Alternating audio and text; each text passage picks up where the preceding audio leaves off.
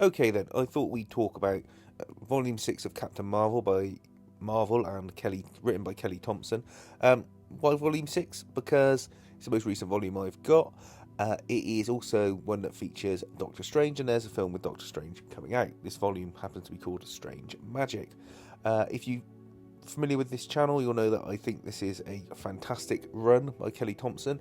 It is bounding towards the 50 issue mark. I don't know if it's got any plans to stop at that point, but I'm happy to keep buying it and keep reading it. And they do tend to come up on sale, these volumes as well, so they're worth paying attention to and grabbing when you can. But anyway, this story follows Carol as she's come back from a future timeline where she met a new villain called Ovra, or Ove, I don't know how you pronounce his name, OVE, you work it out. And she broke up with Rhodey, her boyfriend, because he had a daughter in the future with someone else and she doesn't want to jinx that. It says here that she's been 12 days home and she's lived in a shithole of an apartment where she's just staying in bed in her sort of snuggleware and living off takeaways and not communicating with any of her friends. You've got Jessica Drew on the phone trying to get hold of her, and eventually she gets pissed off and bashes through the window. One of the things I like about this series as a whole is the way Kelly Thompson deals with people in Carol's life and their relationships and their friends, and it's both funny, it's got good banter, and you feel that they actually care for each other as well. I mean, Jessica Drew and Carol are great friends, and that really comes across, and Jessica's just trying to snap her out of her funk. So they go off and fight lizard cats with hot magicians on them. That's all I can say. And then Carol dives into being a hero too much, so Jess comes back through with this running gag of her bursting through windows. He says, look, you're doing too much heroing now just to try and hide your emotions. You've got to have a night out instead. So she gets her little gang together who's Hazmat, Spectrum. Kamala Khan doesn't come on this one because it's a older ladies' night out. And you also get her sister, Laura L., who is the current accuser, having replaced Ronan in a previous volume. They go on a speed dating night.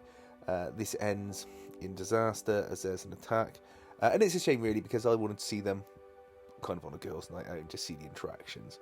But anyway, Carol ends up going to a bar on her own at the end of the night and meets Doctor Strange, who they've had previous interactions with in the other volumes where they swapped bodies. And Doctor Strange does what Doctor Strange does, which is he lays down some D, and he manages to get into bed with Carol. And what's funny is they wake up and go, oh, this was a mistake, and then they go in for round 2 later. Now, Carol's having PTSD about the future and how she is worried that magic is going to be her downfall. So her and Jessica go to Stephen Strange to ask him to teach her magic so she can defend against it. As anyone might do, she's not good at something, she wants to learn how to get better. She gets a cool new costume. Here it is, which I think looks really good. It's very well designed. It takes elements from past incarnations of a costume throughout the series as well. And he eventually says, look, I'm not going to help you learn magic. You're good at magic. You're good at superhero and stuff. I'm good at magic. Let's just leave it at that. He puts a word out to all the other magic users in the Marvel Universe who essentially won't teach her magic because he's told them not to, and she ends up on the Enchantress's doorstep. What you need to know is that the Enchantress is the mother of the bad guy who followed her back from the future that she's trying to stop. They go on an adventure, they have some fun interactions. Carol gets a cure for magic, let's say, so if you take it, you become either fully immune to magic, or if you are a magic user, you can no longer use magic.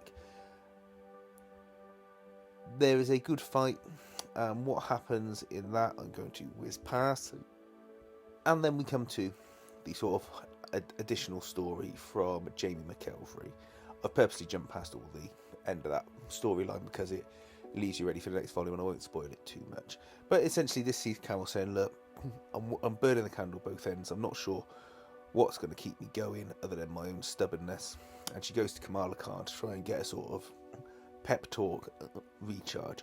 And you have this lovely sweet story where she's going around with Kamala doing some daily chores, and Kamala lays out why you have to pay attention to the little guy as well, and not just worry about doing the big picture of sort of big heroing jobs.